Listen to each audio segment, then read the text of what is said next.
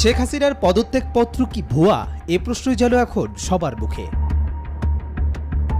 সম্প্রতি শেখ হাসিনার একটি পদত্যাগপত্র ফেসবুকে ভাইরাল হয়েছে, যা নিয়ে ব্যাপক বিতর্ক সৃষ্টি হয়েছে। পদত্যাগপত্রটি গত ৫ আগস্ট তারিখের বলে দাবি করা হলেও আওয়ামী লীগ এই পদত্যাগপত্রকে ভুয়া হিসেবে উল্লেখ করেছে। আওয়ামী লীগের ভেরিফাইড ফেসবুক পেজ থেকে দাবি করা হয়েছে যে পদত্যাগপত্রটি এডিটেড এবং বাস্তবতার সঙ্গে এর কোনো সম্পর্ক নেই।